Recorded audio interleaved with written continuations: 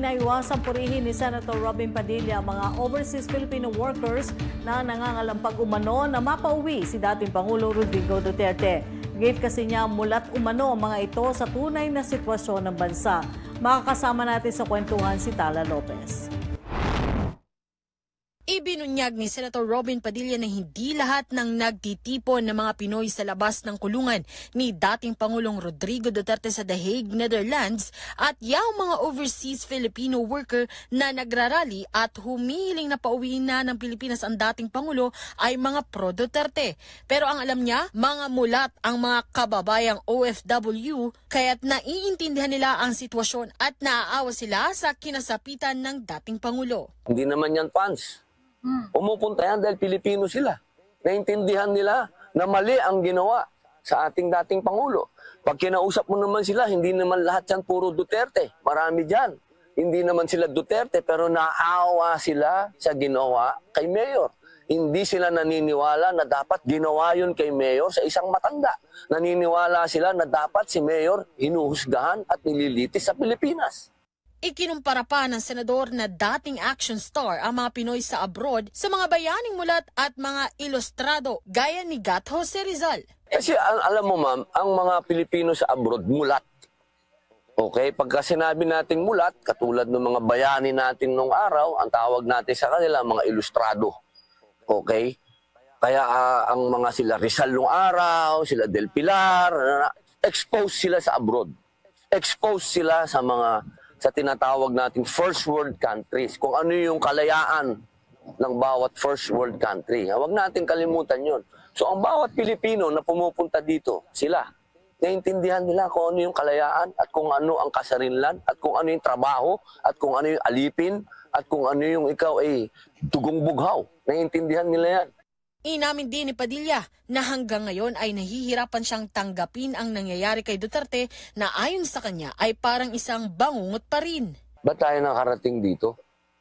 Meron tayong sariling batas, meron tayong sariling gobyerno. Hindi ko hanggang ngayon maintindihan. Bakit natin dinala ang Pangulo, dating Pangulo ng Pilipinas dito sa Europa? Anong dahilan? Bagamat naiintindihan niya na mayroong nagdemanda kay Duterte pero naninindigan nito na dapat ay sa Pilipinas ito inuusig at doon din dapat hatulan, hindi sa isang dayuhang korte at bansa at lalong hindi dapat sa International Criminal Court na wala namang jurisdiksyon sa Pilipinas dahil umalis na rito ang bansa bilang miyembro. Wala na tayo sa ICC, di ba? Meron tayong gobyernong tumatakbo. Bakit? Ang sinasabi ng ating mga, ito opinion ng senador ko ito hindi ng isang vlogger. Meron tayong mga sekretaryo na ang kanila pong dahilan ay hindi na daw gumagana ang batas. Kaya ang mga nagreklamo pumunta ng ICC. Okay, hindi na po ngayon Duterte administration. Marcos administration na po tayo. Bakit hindi po nila buksan yung kaso sa Pilipinas? Bakit po natin kailangan nandito tayo sa ICC? Dahil meron naman po tayong tumatakbo na gobyerno at batas. Dagdag pa ng senador, araw-araw pa rin niyang hinihili na sana paggising nila ay nasa Pilipinas na ulit sila kasama ang dating Pangulo. Nagpahiwatig pa ang senador na sa kanyang personal na opinyon ay may kinalaman ang galawang US-Philippines kontra China sa tiempo ng mga pangyayari. Ngayong abala umano ang kampo ng mga Duterte sa pagkakaaresto at pagkakakulong nito ay malaya namang nakakakilos ang tambalang Marcos-Trump na walang ingay at pangangalampag mula sa kanilang kampo.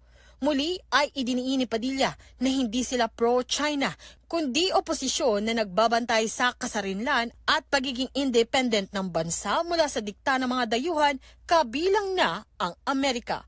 Ako, si Tala Lopez, para sa Kwentong Politiko.